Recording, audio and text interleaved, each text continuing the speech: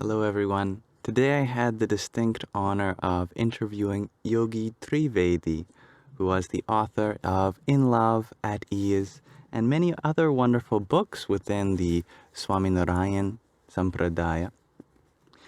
It was a new experience for me, given that I've never interviewed anyone before, and he was so generous by taking out an hour of his time during his busy schedule to allow me to interview him for the finale after we finished reading his book in our Sangha. I hope you'll enjoy it. Jai Swaminarayan. First of all, thank you for having me. It's wonderful to sort of be a part of this celebration, this culmination of your reading of Swamishri's book, Pramukh Swami Maharaj's book, In Love at Ease. So I'm humbled that you took on the task of reading it and sharing it with your audience, but also then to think of inviting me, such a small person, to have this conversation. So thank you. You had very much portrayed beautifully in the book that anything that was good, it was first offered to Hari Krishna Maharaj, his murti that he carried around with him. I obviously don't have his murti here with me, but I wanted to offer this to Bhagwan Swaminarayan now that I had a chance. That is a beautiful thing to do. My first question for you, Yogi, is what are you studying right now? And I heard that you're professing as well on the side at Columbia University. And so, what do you teach? I am currently in the process of completing my dissertation on the study of poetry and music and religious community formation. So, how communities form, in this case, specifically the Swaminarayan community, through the performance and recitation and explanation of religious or bhakti poetry and music, because music and poetry go hand in hand, I think, in all world religions, but specifically in the bhakti traditions of North and West India. So that is the work that I am doing. I have in the past taught journalism at Columbia University, so a tad bit different than what we are going to speak of today. But in many ways, it comes together when you start sharing stories, and I think that comes through in the book and the conversations that we may have about the book in the coming minutes. So that is what I do, and I think I'm still learning. I'm a lifelong student. I have so much left to do. Just today, in preparation for our conversation, I was reading through the book, and there's two things that I relearned. First is that these do not seem like my words. When I go back and read them, I do not feel that I was capable of doing this. This was Swamishri's work. It was his life, his stories, his interactions, his people, if I may, his community in the broadest sense of the word, and then his words, because I do not recognize them as my own.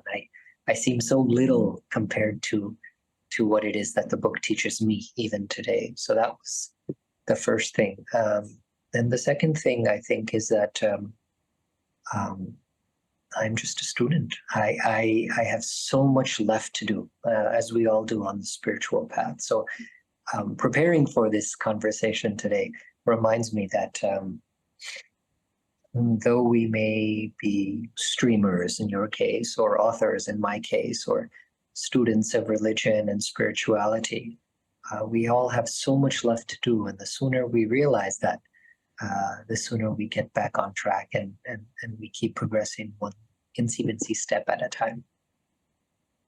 Wonderful. Such a great introduction. Thank you so much. We have a mutual friend, Shyambo, who is also in the Swaminarayan tradition. I reached out to him before this interview if he had a question for you.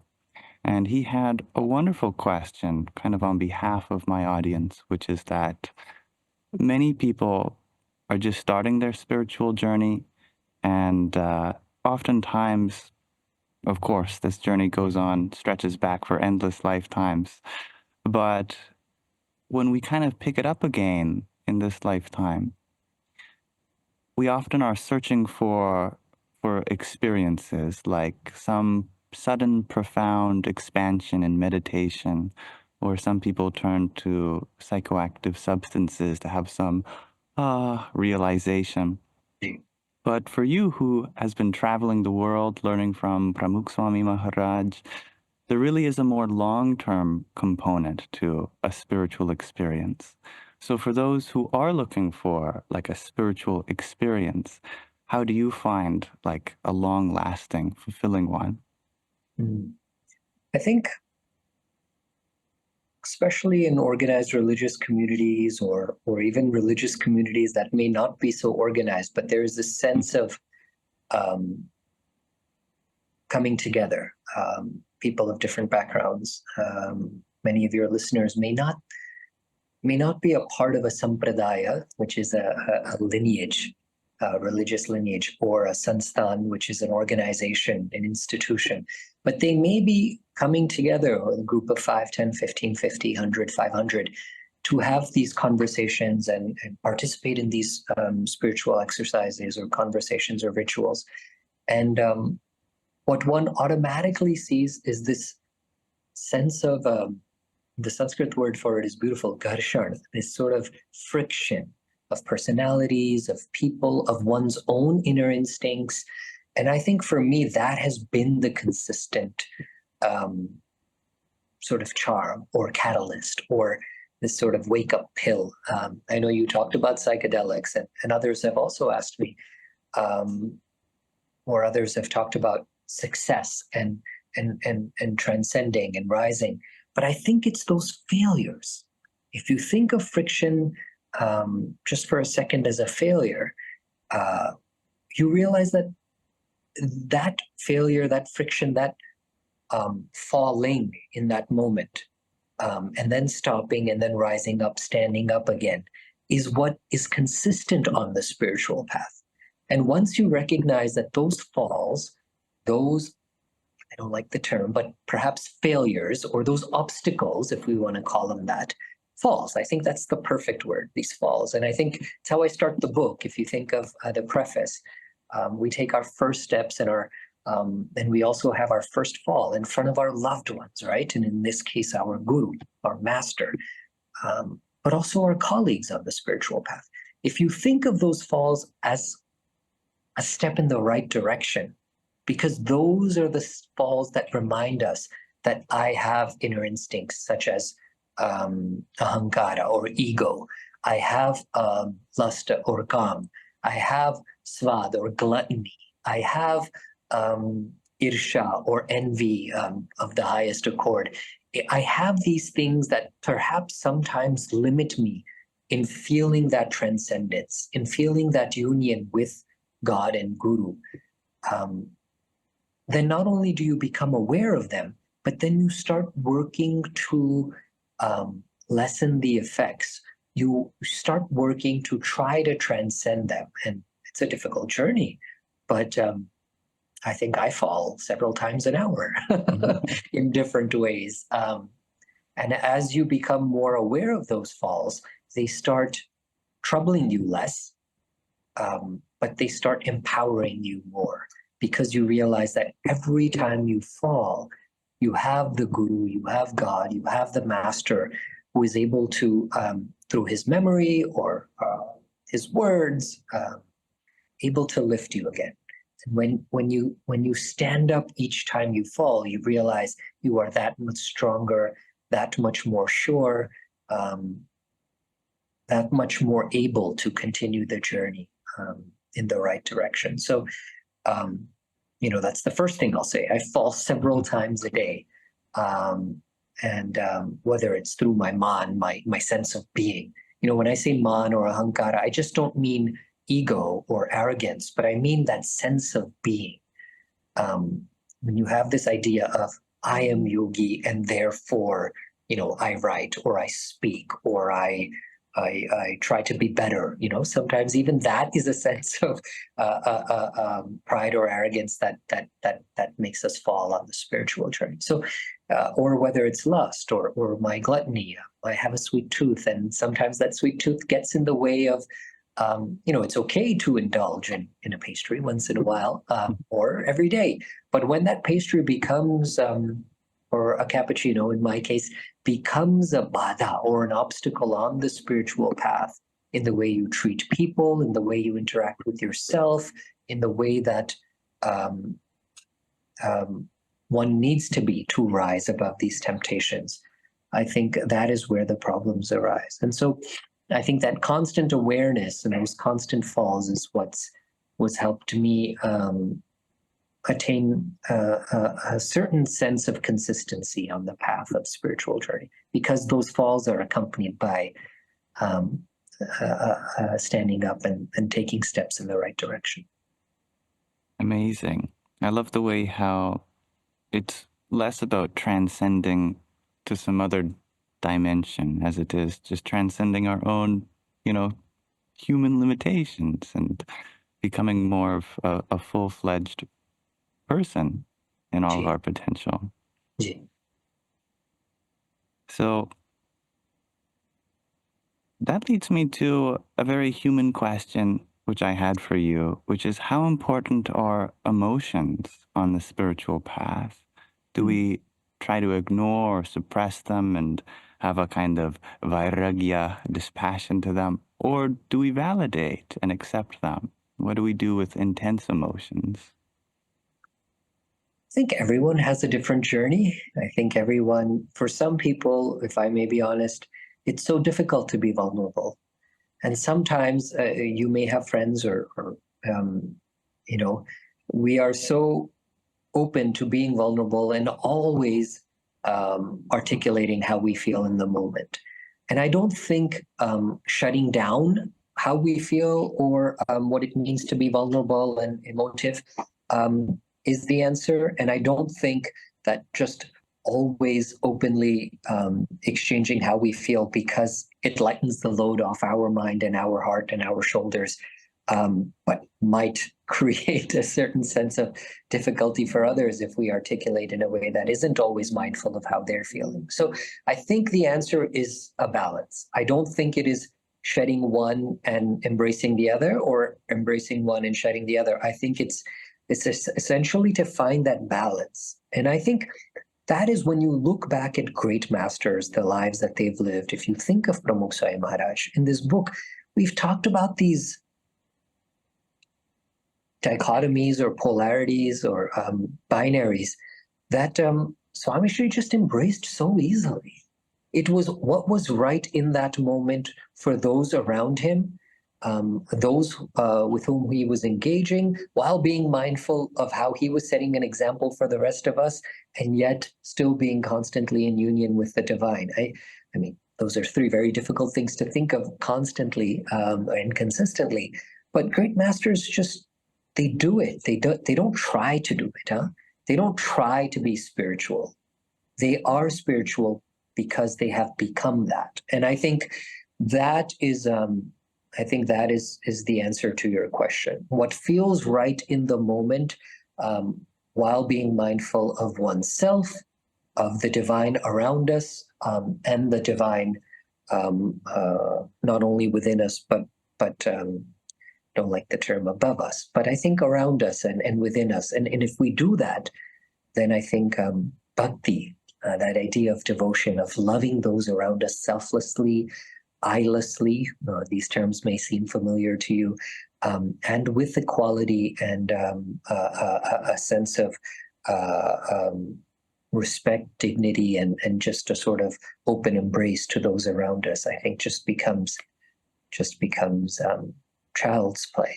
And that is when one becomes at ease. This idea of transcendence that we think of being above us or reaching some state that is out of this world is actually just being right here, right in this moment.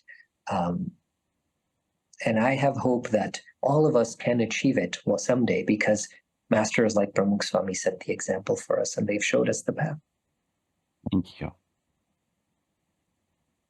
On to the greater Swaminarayan diaspora.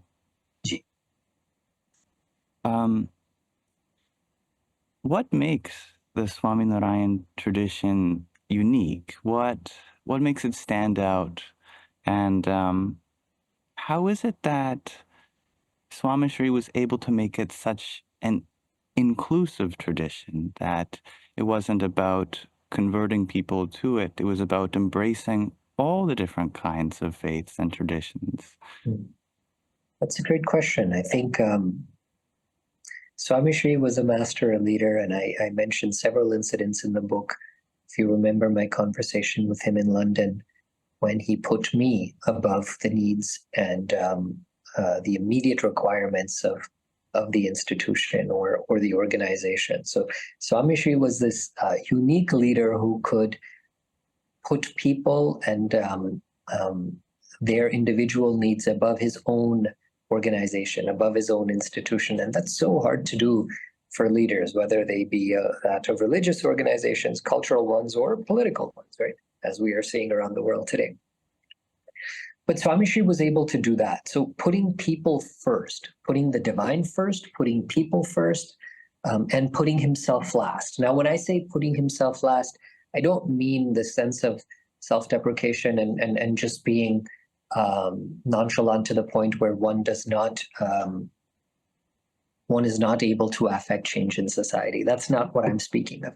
When I speak of putting oneself last, I speak of one's own body, one's own self-interests behind that of or those of society and of others. So I think that is a clear distinction I want to make. So having a leader like that, who falls within a legacy or a lineage of many other such leaders. And when I say that, I don't say that just about the Swaminarayan Sampradaya or BAPS. I say that in the context of Bhakti traditions and Sanatan Hinduism, because the Swaminarayan movement or the Swaminarayan Sampradaya, if we want to use the Sanskrit word, falls into this larger community of Bhakti traditions, those of devotion, love, and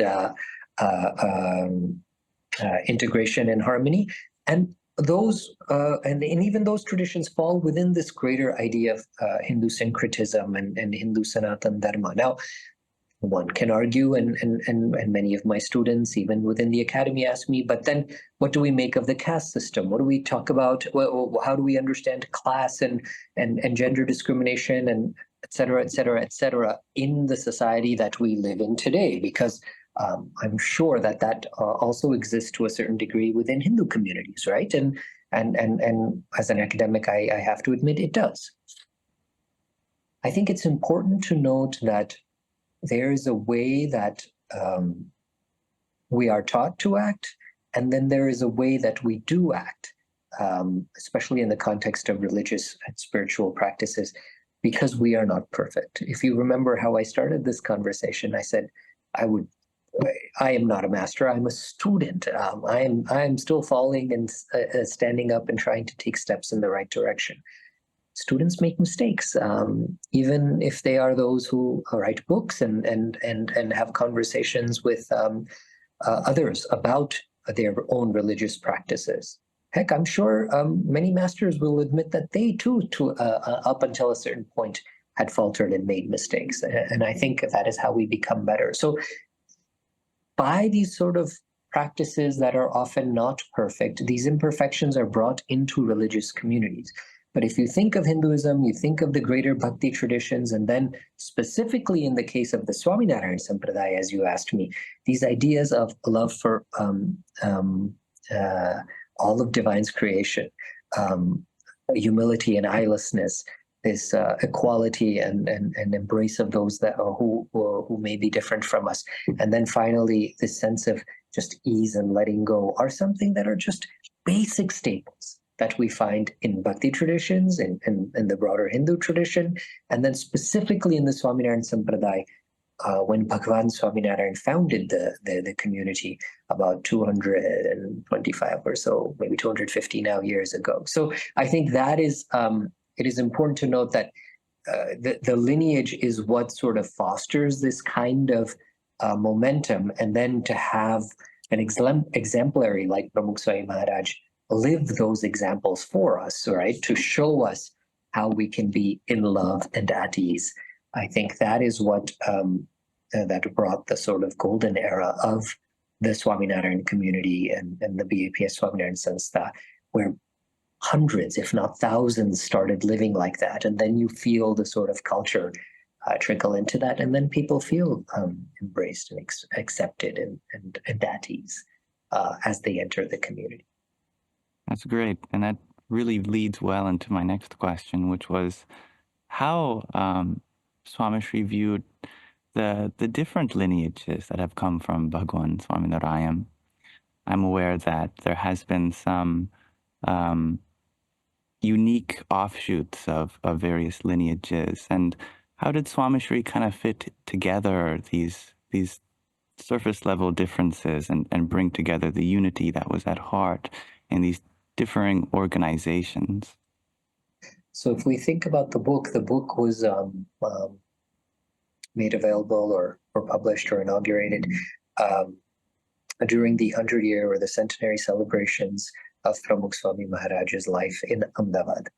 And your question took me back to that moment because I was there for a month, and I witnessed governance leaders from various political parties. I noticed religious and spiritual leaders from various Hindu traditions, from the north, the south, the east, the west.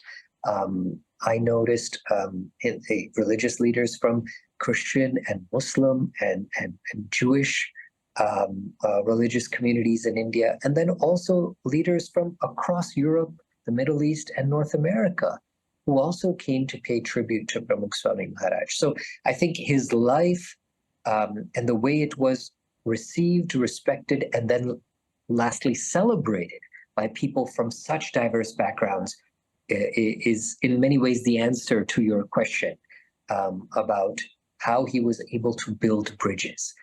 If you remember the preface of the book, it was titled Building Bridges. And I think that was the one thing I learned from Pramukh Swami's life. So if we think about my academic journey, and when I started my master's and MPhil, I started reaching out to these various communities within the Swaminarayan Sampradaya, the Vartal Diocese, in Ahmedabad, all these different, the original two Gadis or dioceses, but also the various different offshoots. And I had wonderful conversations with them. And though one would see or assume or presume, I should say, this sense of disparity or distance or perhaps even healthy competition within these communities, I didn't feel that for two reasons. One, because many of them respected the way Pramukh Swami Maharaj had worked in society, but also because they saw a certain sense of openness in my mind that I learned from my guru and the seniors within my community, who said to go there with a sense of reverence, respect, and openness to learn and to really just take what it is that these different spiritual masters were able to give me, not only in the Swaminarayan Sampradaya, but the neighboring Bhakti traditions, the Jain communities with whom I interacted quite a bit, and then also the Muslim and Christian communities in Gujarat, who also became a part of my research at one point. So, people will often say, "Oh, how is it that you were able to build these bridges?" The answer is simple. These were very basic lessons that my guru taught me early on in my childhood, later in my adolescent years, and all the sort of faults or perhaps some of the friction that may have come along the way were because of my imperfections, but not the lessons that he taught me. Wonderful. Now, I'm going to be really direct with this question.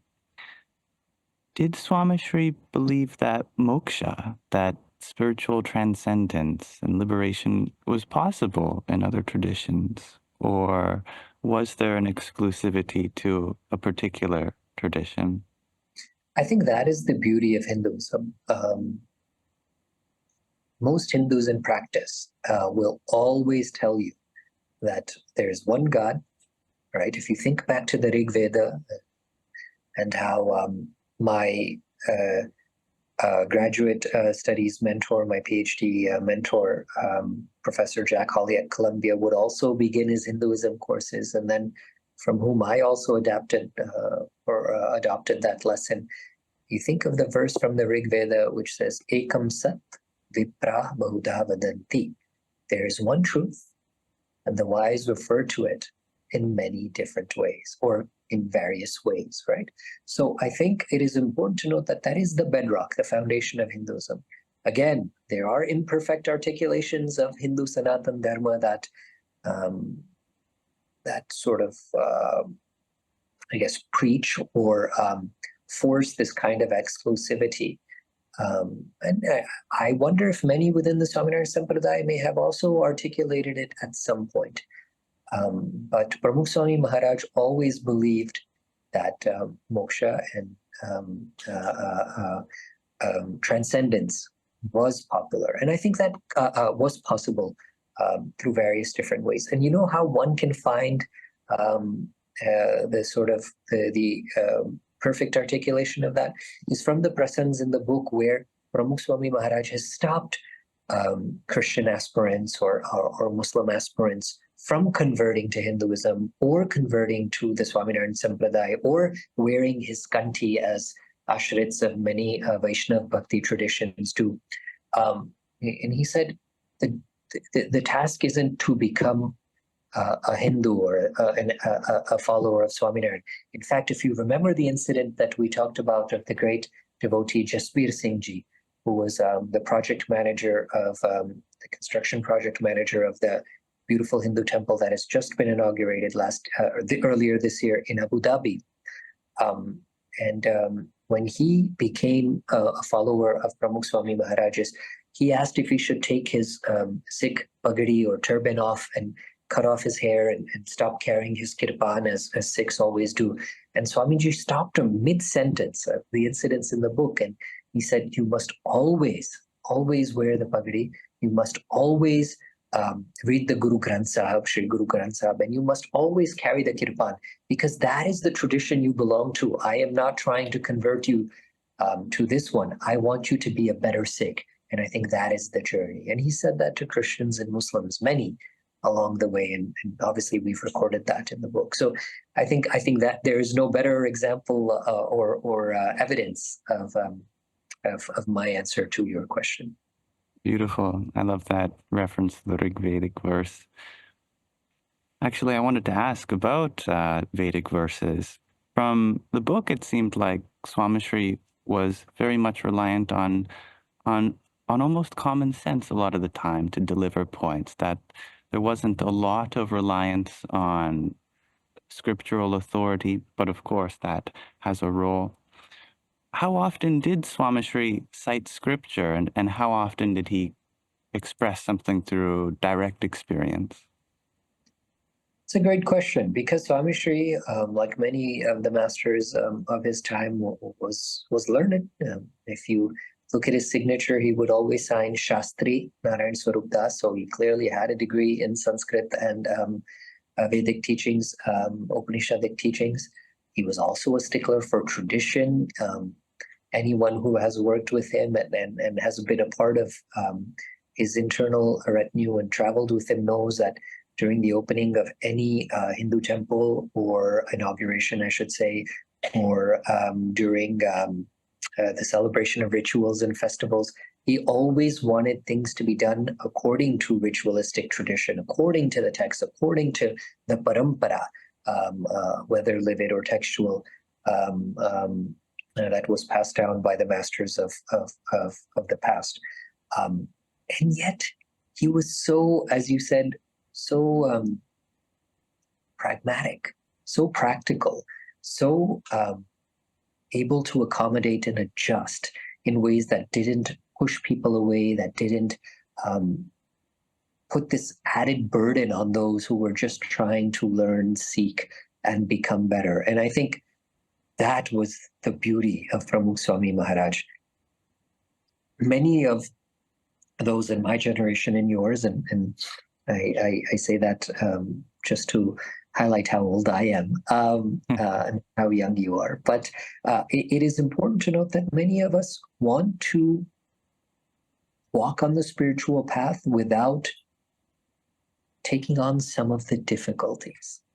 And anyone who's made it in life, whether it's professionally, whether it's financially, socially, domestically, through one's own marriage and cultivation of family, or spiritually, will tell you that the path is not meant to be easy. It's meant to be difficult. It's meant to be worked on. Discipline must be followed. Rules and regulations, policies and guidelines, all of these things are a big part of growing into someone or something. And yet we often see, well, I think spirituality is just being happy in the moment. Yeah, I think that's part of it, but it's a learning to be happy in the movement while following X, Y, and Z, right? So I am not dictating which niyams or which vows one person should follow. Everyone has their own through their own tradition or their own path or journey.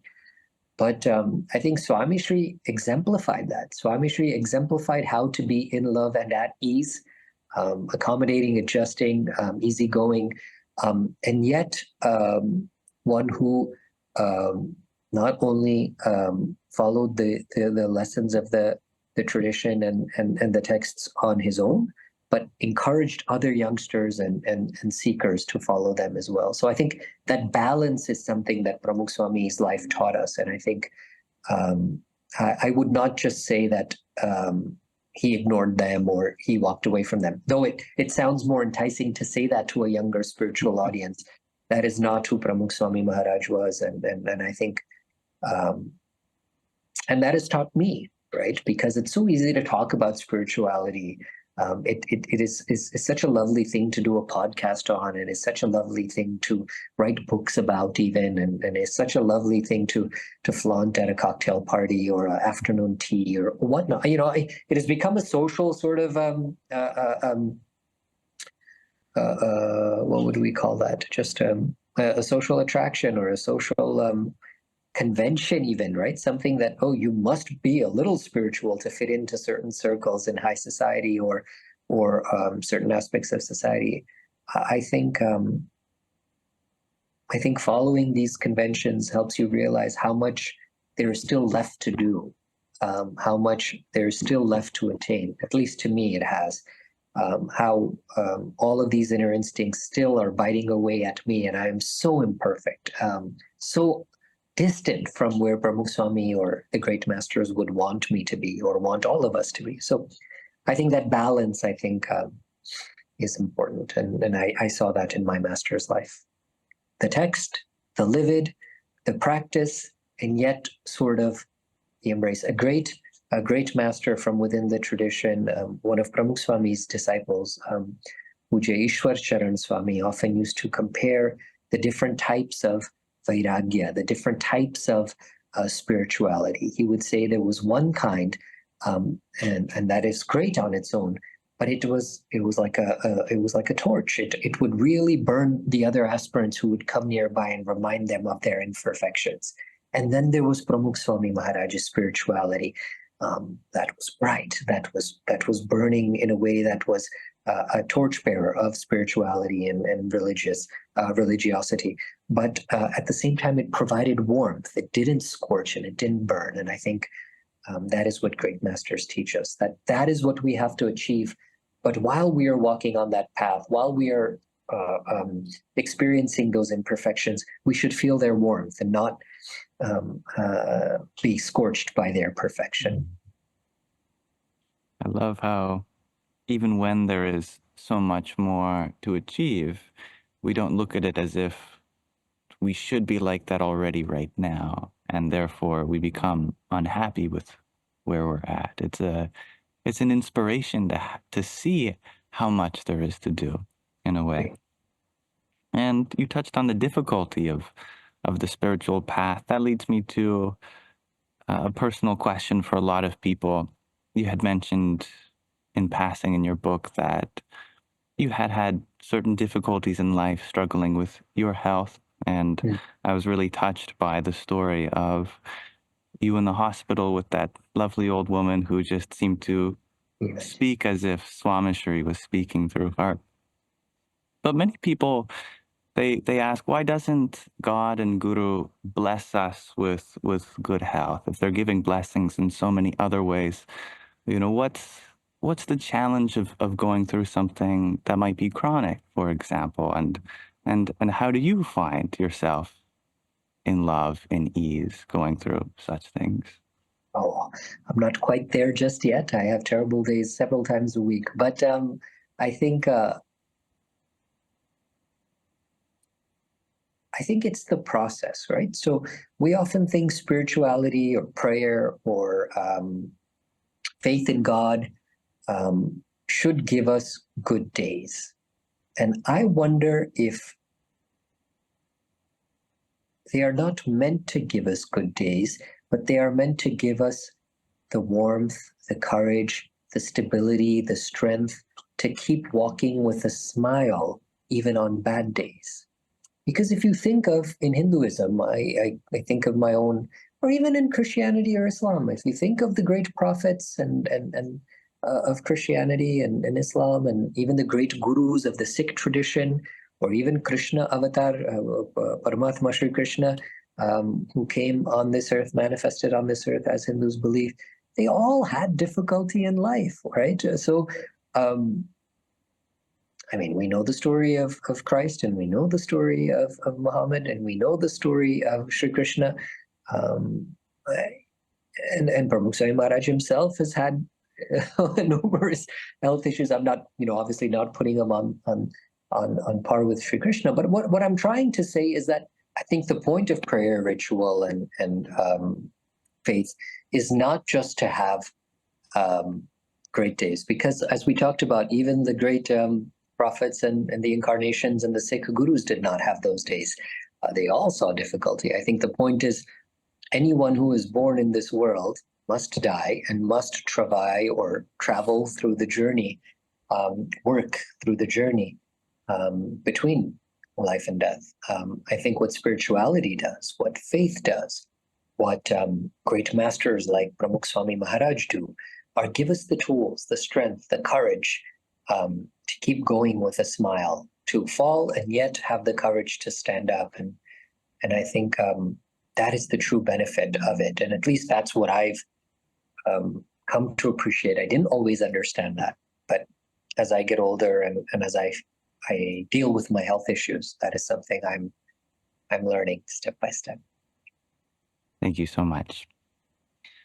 Now, I wanted to ask, you have considered Swamishri your guru for so long. Was there a time where you kind of realized what it means to have a guru? I mean, so many people go through life without one or find one later in life, but he was there to watch your first few steps. So what was that like to kind of have one your whole life? Was there a moment where you realized? I think it's when you have a guru from almost the minute you were born, or the day you were born, and that guru also functions like a mother in some ways. And I think that was the point of that last chapter, in that final conversation with Swamishri, where he says, a mother is a mother and the rest are wind off a barren land, And I think in many ways he was teaching me to appreciate my own mother, for all of us to appreciate our own mothers, but in many ways also saying, that this kind of a intimate relationship with a guru is that one of a guardian and a mother and a father. So I think I am grateful to have had that. And I only realized the importance of that as I got older. I think it was one of my first jobs at WCBS News Radio in New York City, one of the largest, maybe the largest or second largest radio station in the country at the time. And I was discussing something about going on leave to join a volunteer project or a humanitarian mission of some sort, and was talking to my program director or assistant program director about it, and he went quiet, and I said, "Oh, maybe he doesn't like that I'm going on leave." I think I was a writer or an assistant producer at the time, and he said to me, "No, I'm just thinking about how lucky you are to have someone that gives you fulfillment in life, that points you towards a goal, an objective, a sort of passion that can help you grow. It must be wonderful to have a guru. And, like he was an atheist, he wasn't a believer, but those words helped me realize that in that moment, even someone who didn't believe in God, who probably never had a master and probably will never have one, was appreciating what it's like to be so carefree, so nonchalant in some ways when you have a guru who can carry the load of your stressors and pressure and tension, while you just fly like a bird under his wings. With Pramukh Swami passing on and Mahant Swami Maharaj now taking the role of guru and successor, how has your relationship changed to this new Gunatid Guru? Do you also address Mahant Swami Maharaj as Guru, or are there similarities or differences? It's a great question. I think without getting too sort of pulled into the theology of it, I think it's important to understand that within the Swaminarayan Sampradaya, and especially BAPS, but I think more generally within Hinduism, the Guru is a metaphysical entity. And that metaphysical entity does not change even when the Guru's physical form changes. So in my mind, Mahant Swami Maharaj theologically is the same Guru as Pramukh Swami Maharaj. That's one part of it. But then I'm a human being, and I was very physically close, blessed to have been in such intimate proximity to Pramukh Swami Maharaj. So I would be lying to you if I said I don't miss him even today, or that there are days that, what has it been, 2016 now, so 8 years? My math is bad. But 8 years later, and there are days that I still cry thinking of him, and I think millions do still cry thinking of him. That does not mean that they have not accepted Mahant Swami Maharaj as their guru. It does not mean that, I think of a good example that many give is, I just actually heard a young man give this example when someone asked him, "Hey, why are you crying? Mahant Swami is still with us. The guru is still with us." And he said, "Well, God forbid your mother was to pass and your father was still there. You would trust your father as much as your mother, and then you're as happy that you have one guardian with you. You still miss your mother in that way." And I think, though a bit incomplete, the analogy works because it emphasizes how much, how secure and how content I still am knowing that Mahant Swami Maharaj is my guru, and I was fortunate enough to have been blessed by him in that same sort of physical, intimate presence while traveling with him, etc., in the later years of his life. Yeah, I think it's perfectly normal to miss the physical entity of the guru, and his the prasadi, the sanctified touch of his hand on your head, or what he may have fed you, the love that he may have shared with you, the advice that he may have given you. So I think those things are still quite relevant, quite fresh in my mind, and I do miss Pramukh Swami Maharaj quite a bit. That makes sense. So there were some questions that my viewers had. Maybe we could just do a little rapid fire. Of course. I'll keep it quick. Wonderful. I forget the name, the username of the person who asked me this, but they were wondering, was there ever a time that you had a disagreement with your guru? And if so, what did it concern and how did it resolve? Many a times. I wouldn't call them a disagreement, but a debate or difference of opinion. But Swamishri was just such a master of being able to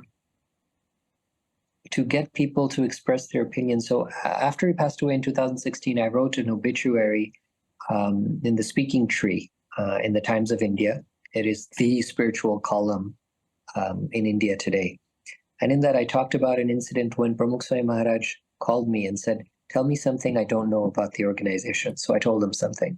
He said, "No, I know that. Tell me something that I don't know and that I need to know to help make the community and its the members, the followers, a more comfortable, happier And then he kept pressing me. I was, I think, 26, 25 maybe at the time, but just kept pressing me. This master of great magnitude and achievement and just global respect. And yet, being able to get a 24, 25-year-old kid to open up his views, thoughts, ideas, and share them so fearlessly, so openly, transparently. I think that was a special skill Swamishri had. So there was never a scope for disagreement in that way, because he just made you feel so welcome.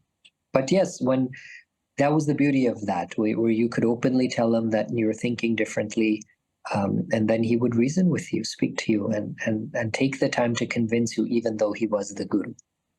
Beautiful. My dear user Orla, who's a frequent follower, she's wondering, what is the best way to be in love at ease daily? Oh, it's a beautiful question. I think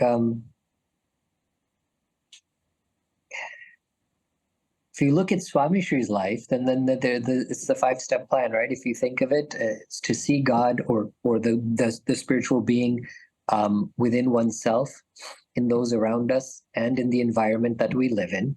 To do so with a sense of eyelessness, without a sense of ego and pride and self-importance. Sometimes we take ourselves too seriously, and I have to keep tapping myself on the head to remind myself that, hey, Yogi, settle down. So I think that, and along with this sense of equality, respect, love for, and sort of acceptance of those around us and the circumstances around us. It's not just people that we have to embrace and accept, but the circumstances. And then finally, just trying to have fun. If we can let things go, if we can overlook others' flaws, even overlook our own and say, I'll be better tomorrow, I'll work on it. That kind of sort of mindset then helps us on the journey from in love to at ease. Thank you. So I just have 3 short questions left for you, and I promise they are short. You have written In Love at Ease, which is the most recent book, and I have 2 others, like from the BAPS, If Stones Could Sing, and Bhagwan Swaminarayan, the story of his life. Crossfires, but their username is wondering, will you write another book? Oh, that's a great question. Yes, I am thinking about it. I have been instructed to by many around me, and of course the guru. But I think a solid what we learned from your questionings today was that there are so many questions about Hinduism and the Swaminarayan Sampradaya in the context of Hinduism in general for the unfamiliar reader, and I don't think anything like that truly exists in the moment. So I think that is something that I might take up next. Yes. Awesome.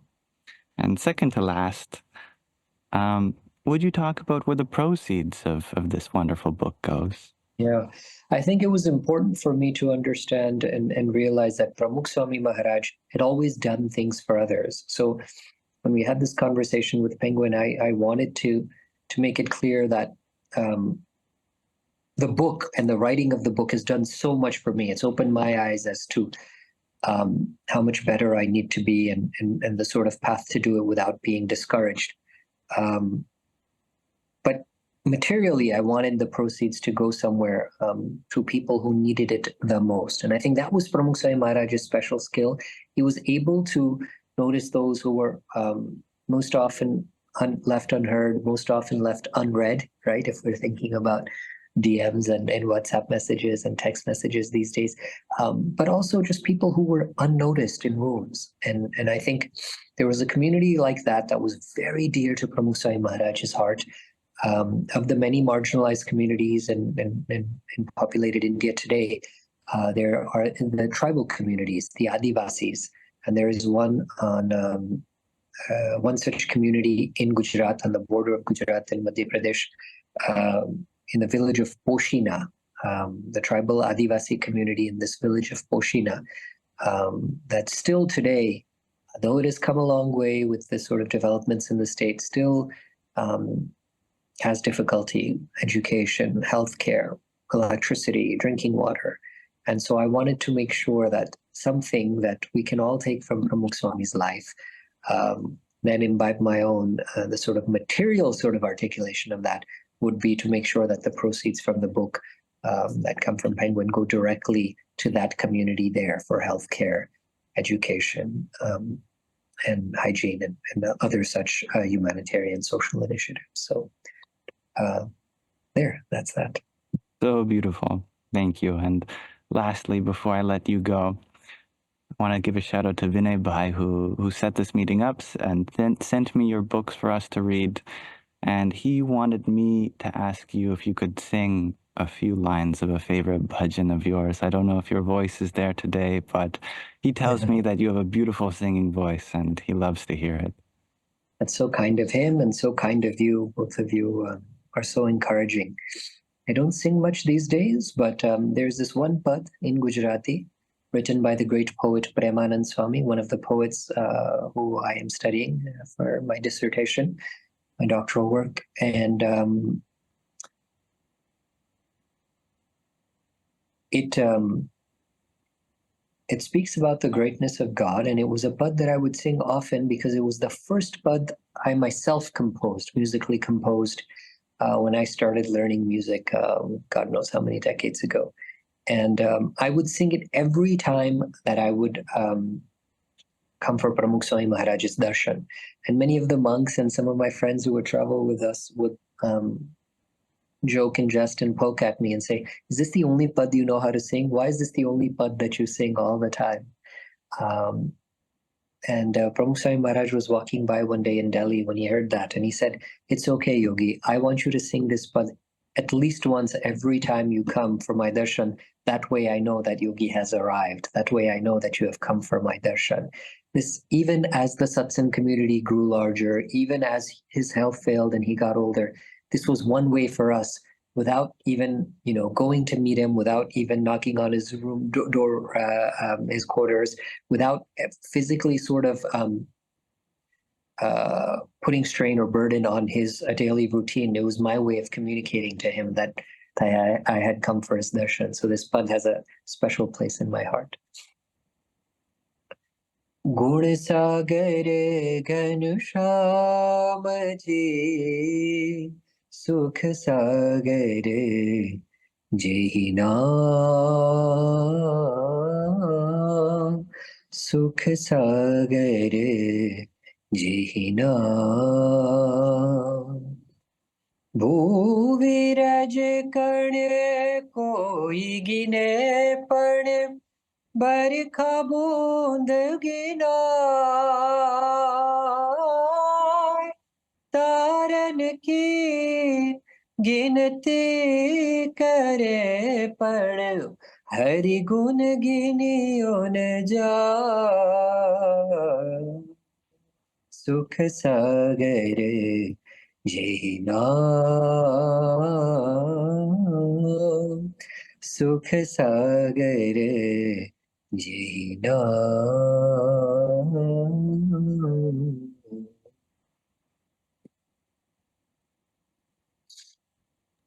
Thank you so much for that.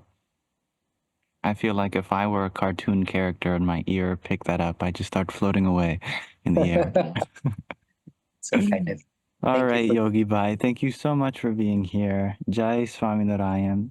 Jai Swāminārāyan. Thank you. Do you have any closing messages or anything you'd like to say as we leave? No, I think so much has been said, but I think just following the path of great masters and smiling and taking one day at a time, I think has helped me, and I hope that your viewers will find that it will and it has helped them. Great. Well, thank you so much for writing such a beautiful book, and best wishes to your studies and everything with your health. Thank you. Namaste.